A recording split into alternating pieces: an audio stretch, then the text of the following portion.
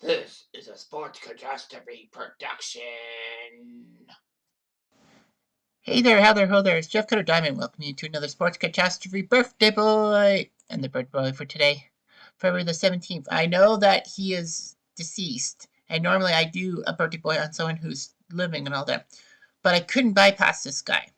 After 3 years of bypassing him, I needed to do a video on him.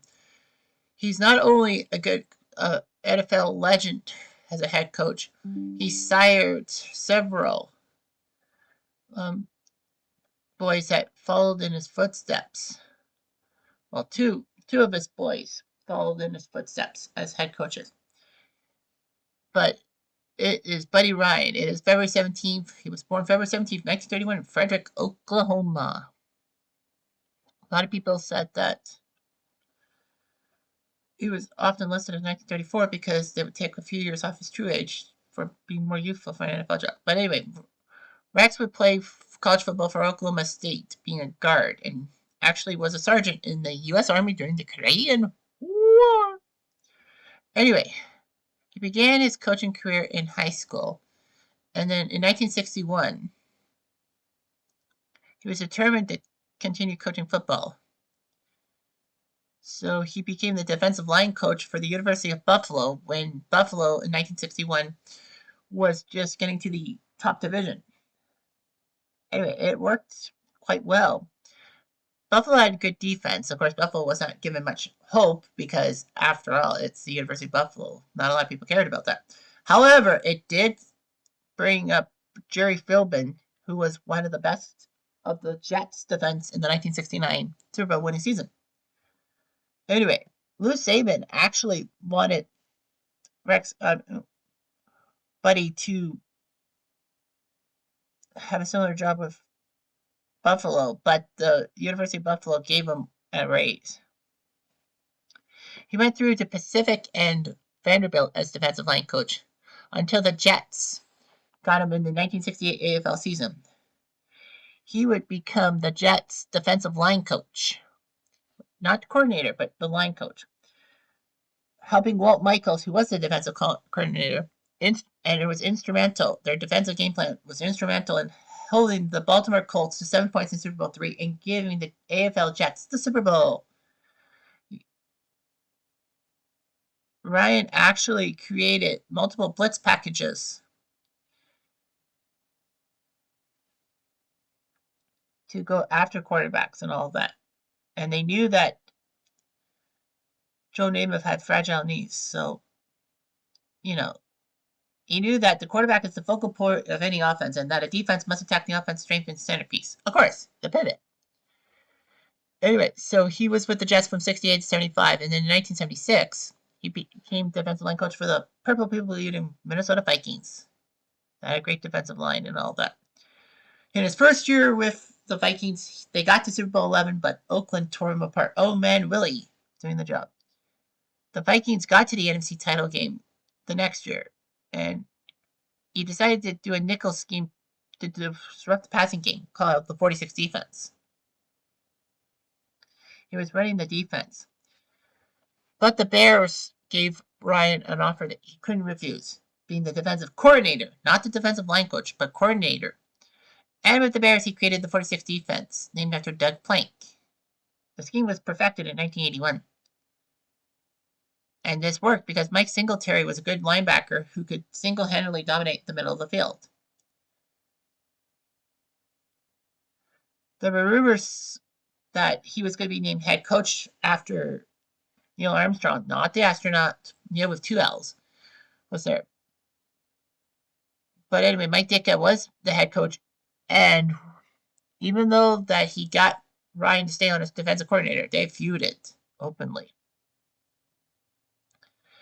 Anyway, Ditka and Buddy had a lot of problems with each other and all that, despite the fact that the Bears were dominating the 1985-86 season and won the Super Bowl. It was huge and all that. They did carry Ryan off the field on their shoulders, which was amazing. This was actually the first time 2 coaches were ever carried off the field at the Super Bowl. The defense worked quite well in the 85-86 season, led the league in turnovers forced, and surrendered the fewest yards, points, and first downs. Anyway, there were a lot of issues going on and all that in the backfield with the Bears, with Ditka and Ryan power feud. That came crashing when the Eagles decided to make him head coach. Ryan shockingly released Ernest Jackson, who was actually a 1,000-yard runner with the Eagles, and also limited Ron Jaworski's playing time at quarterback.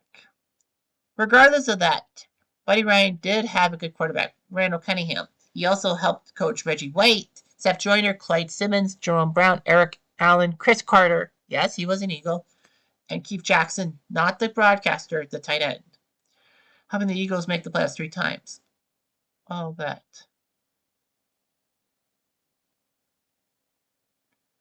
Anyway, he was the head coach in the famous Fog Bowl game in which the Bears used the fog to their advantage to beat the Eagles 20-12. Ryan was in a scandal when Cowboys head coach Jimmy Johnson in 1989 said that Ryan took a bounty on 2 Cowboys players, Louis St. J.S. and Troy Aikman, on Thanksgiving Day at Texas Stadium. Like to take them out. They didn't really need to. Dallas sucked that year, 1989. They were 1-15. And Buddy Ryan crushed Dallas in his 5 years as head coach. He was 8-2 against them. Despite doing pretty well with 43 wins in 5 seasons, Buddy Ryan was fired January 1991. The reason? An 0-3 record in the playoffs that just couldn't win one freaking playoff game. Rich Kotite was named head coach. And he actually had a good team in 94, but unfortunately, Kotite lost everything, in a sense. After a year helping CNN's NFL coverage, he actually became the defensive coordinator for the Oilers in 1993. The reason being is because the other defensive coordinator choked in the 93 playoffs when the Oilers blew that 35-3 lead to the Bills. Buddy Ryan's defense was huge. It helped the Oilers win 11 straight games at the end of the 93-94 season. So anyway, Ryan had one problem with his and it was with the offensive coordinator Kevin Gilbride because he was running the run and shoot. Ryan called it the chuck and duck for the passing of Warren Moon and all that. Fair enough. And he said that the last minute defensive stands lost him players to injuries because the offense could have simply run the clock out. So Gilbride called a pass play, and Cody Carlson bobbled it. Unfortunately, Ryan and Gilbride came square to square, and Ryan attempted to punch Gilbride in the jaw. Fortunately, though, Houston players came between them on the fisticuffs. The Oilers did win that game, and a few days after the incident, he said Kevin Gilbride will be silent insurance in 2 years. Shockingly, the Oilers would lose in the divisional round at the Astrodome a few weeks later. It was huge. More huge for the fact that Keith Cash of the Chiefs, and I think I've said Keith Cash, that this in previous videos, but Keith Cash actually caught a touchdown and then saw a banner with Buddy Ryan's face and threw the ball right at his snout. He didn't hold a grudge against it. It was just impulse. Keith Cash said. Yeah, to lose to the Chiefs and Joe Montana, especially when the Oilers were on fire. So anyway, there were a lot of problems. He was gone from Houston. Arizona decided, hey, let's make him head coach. So he went to Arizona, being head coach and general manager. You've got a winner in town. And he named his 2 sons, Rob and Rex, to be assistant coaches. Billboards were plastered, trying to help the Cardinals out because, the Cardinals were not really a winning football franchise. Ryan went 8-8 in the first year. It seems sucky. Most teams would not accept it. However, it was their first non-losing season in 10 years as the Cardinals. Man, that must really be sucking. Unfortunately, though, the Cardinals crumbled. They were 4-12. He was fired after 2 years. Anyway, it was amazing that Buddy Ryan was an assistant on 3 teams to make the Super Bowl. The 69 Jets that won the championship, the 86 Bears winning the championship, and the 77 Vikings. I know that you're saying, wait a minute, don't you mean 68, 85, and 76 respectively? Honestly, yes. Some people will say that, but I go by the year they went to the Super Bowl. So that's how I do it. Buddy Ryan had twin sons, Rex and Rob, and both of them have been head coaches. Rex became head coach of the Bills and the Jets, having a weird time with the Jets, having his wife a tattoo of Mark Sanchez on her. And Rob Ryan was assistant head coach and defense coordinator a long time. Buddy was previously married to one and had 3 sons, including the twins, Rex and Rob, and divorced 8 months after the twins were born. He met his second wife in 1968 and married in 1970, but she died of Alzheimer's in 2013. Buddy Ryan would die on his ranch in Shelbyville, Kentucky at age 85 on June 20th, 2016.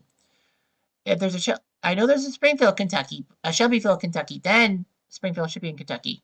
Gotta think football. Anyway, he had been battling cancer. So as a head coach for Philly in Arizona, he was 55, 55, and 1. So basically, he was a 500 head coach in the regular season. In the playoffs, done it in 3.